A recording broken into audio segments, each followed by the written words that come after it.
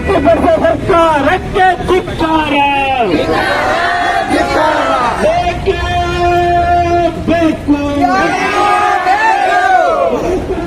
ಕೇಂದ್ರ ರಾಜ್ಯ ಸರ್ಕಾರಗಳ ರೈತ ವಿರೋಧಿ ಕಾರ್ಪೊರೇಟ್ ಪರವಾದ ಕೃಷಿ ನೀತಿಗಳನ್ನು ಹಿಂಪಡೆಯಲು ಜಿಲ್ಲೆಯ ಎಲ್ಲಾ ಬಕರ್ ಹುಕುಂ ಸಾಗುವಳಿದಾರರಿಗೆ ಹಕ್ಕುಪತ್ರ ನೀಡಬೇಕು. ಮಳೆಯಿಂದ ಹಾನಿಯಾದ ಬೆಳೆಗೆ ಬೆಳೆ ನಷ್ಟ ಪರಿಹಾರ ನೀಡಬೇಕು. ರೈತರ ಮೇಲೆ ಅನಾವಶ್ಯಕ ಕೇಸುಗಳನ್ನು ಹಿಂಪಡೆಯಬೇಕು.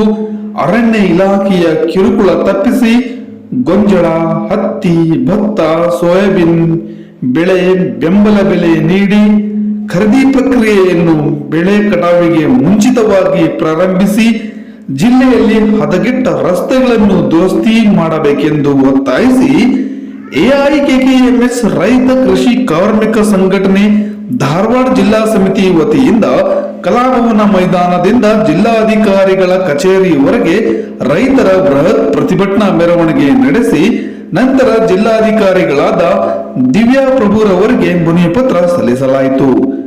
ಮನವಿ ಸ್ವೀಕರಿಸಿ ಮಾತನಾಡಿದ ಜಿಲ್ಲಾಧಿಕಾರಿಗಳಾದ ದಿವ್ಯಾ ಪ್ರಭುರವರು, ಬೆಳೆ ಪರಿಹಾರ ಇನ್ನು ಕೆಲವೇ ದಿನಗಳಲ್ಲಿ ರೈತರ ಖಾತೆಗೆ ಜಮೆ ಆಗುತ್ತದೆ. ಸಾಗುವಳಿದಾರರಿಗೆ ಹಕ್ಕುಪತ್ರ ನೀಡುವ ಪ್ರಕ್ರಿಯೆ ಪ್ರಾರಂಭವಾಗಿದೆ. ಜಿಲ್ಲಾ ಮಟ್ಟದಲ್ಲಿ ಬಗೆಹರಿಯುವ ಸಮಸ್ಯೆ ಪರಿಹರಿಸಲಾಗುವುದು ಎಂದು ಭರವಸೆ ನೀಡಿದರು. ಈ ಸಂದರ್ಭದಲ್ಲಿ ಜಿಲ್ಲಾ ಅಧ್ಯಕ್ಷರಾದ ದೀಪಾ ಧಾರವಾಡ ಅವರು ಮಾತನಾಡುತ್ತಾ, ರೈತರೆಂದರೆ ಅನ್ನದಾತರು.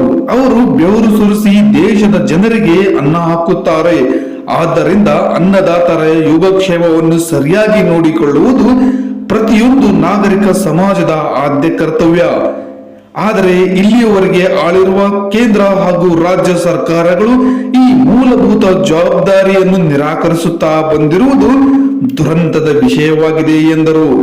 ಇಡೀ ದೇಶದಾದ್ಯಂತ ಇಂದು ರೈತ ಸಮುದಾಯ ಮತ್ತು ಕೃಷಿ ಕಾರ್ಮಿಕರು ಅತ್ಯಂತ ಸಂಕಟಮಯ ಜೀವನ ನಡೆಸುತ್ತಿದ್ದಾರೆ. ಸಾಲದ ಹೊರೆಯಿಂದಾಗಿ ಇಂದು ಸಾವಿರಾರು ರೈತರು ಆತ್ಮಹತ್ಯೆಗೆ ಮೊರೆ ಹೋಗುತ್ತಿದ್ದಾರೆ. ಪ್ರತಿದಿನವೂ ಬೀಜ, ಗೊಬ್ಬರ, ಕೀಟನಾಶಕಗಳಂತಹ ಕೃಷಿ ಒಳಸೂರಿಗಳ ಬೆಲೆಗಳು ಗಗನಕ್ಕೇರುತ್ತಿವೆ. ಆದರೆ ಯಾವ ಸರ್ಕಾರಗಳು ಕೃಷಿ ಉತ್ಪನ್ನಗಳಿಗೆ ಲಾಭದಾಯಕ ಬೆಲೆ ದೊರಕುವಂತೆ ಕ್ರಮಗಳನ್ನು ತೆಗೆದುಕೊಳ್ಳದಿರುವುದು ವಿಷಾದದ ಸಂಗತಿಯಾಗಿದೆ. ನಂತರ ಪ್ರತಿಭಟನೆಯನ್ನು ಉದ್ದೇಶಿಸಿ ಕಾರ್ಯದರ್ಶಿ ಶರಣು ಗೋನವರವರು ಮಾತನಾಡುತ್ತಾ, ಸರ್ಕಾರದ ಧೋರಣೆಯಲ್ಲಿ ಎಲ್ಲವೂ ಕಾರ್ಪೊರೇಟ್ ಕಂಪನಿಗಳಿಗೆ, ರೈತರಿಗೆ ಮತ್ತು ಕೃಷಿ ಕಾರ್ಮಿಕರಿಗೆ ಮಾತ್ರ ಏನೂ ಇಲ್ಲ ಎಂಬುದು ಸ್ಪಷ್ಟವಾಗಿ ಕಾಣಿಸುತ್ತಿದೆ. ಆದ್ದರಿಂದ ಸರ್ಕಾರಕ್ಕೆ ಇಡೀ ಕೃಷಿ ಕ್ಷೇತ್ರವನ್ನು ಬಹುರಾಷ್ಟ್ರೀಯ ಕಂಪನಿಗಳಿಗೆ ನೀಡುವುದೇ ಬೇಕಾಗಿದೆ. ಧಾರವಾಡ ಜಿಲ್ಲೆಯಲ್ಲಿಯೂ ಪರಿಸ್ಥಿತಿ ಭಿನ್ನವಾಗಿಲ್ಲ. ರೈತರು ಭೂಮಿ, ನೀರಾವರಿ, ಅರಣ್ಯಗಳಿಂದ ವಂಚಿತರಾಗಿದ್ದಾರೆ. ವಿದ್ಯುತ್ ಕ್ಷೇತ್ರವನ್ನು ಸಂಪೂರ್ಣವಾಗಿ ಬಹುರಾಷ್ಟ್ರೀಯ ಕಂಪನಿಗಳ ಮಡಿಲಿಗೆ ಹಾಕಲೆಂದು ಖಾಸಗೀಕರಣ ಹುನ್ನಾರವಿರುವ ವಿದ್ಯುತ್ ಮಸೂದೆ 2023 ತರುತ್ತಿರುವುದು ಈ ನೀತಿಯು ಸಂಪೂರ್ಣ ರೈತ ವಿರೋಧಿಯಾಗಿದೆ. ಹಳ್ಳಿಯ ಕೃಷಿ ಕಾರ್ಮಿಕರು ಉದ್ಯೋಗವಿಲ್ಲದೆ ಜೀವನೋಪಾಯಕ್ಕಾಗಿ ಬಲವಂತವಾಗಿ ಮನೆ ಬಿಟ್ಟು ನಗರಗಳಿಗೆ ವಲಸೆ ಹೋಗುವಂತಾಗಿದೆ. ಆದರೆ ನಗರಗಳು ನಿರುದ್ಯೋಗಿಗಳಿಂದ ತುಂಬಿ ತುಳುಕುತ್ತಿದೆ. ಇಂಥ ಸಂಕಟಮಯ ಜೀವನದ ಪರಿಸ್ಥಿತಿಗೆ ಸರ್ಕಾರಗಳ ಕಾರ್ಪೊರೇಟ್ ಮನೆತನಗಳ ಪರವಾದ ಮತ್ತು ರೈತ ವಿರೋಧಿಯಾದ ನೀತಿಗಳೇ ಕಾರಣ ಎಂದು ನಾವು ಭಾವಿಸುತ್ತೇವೆ ಎಂದರು.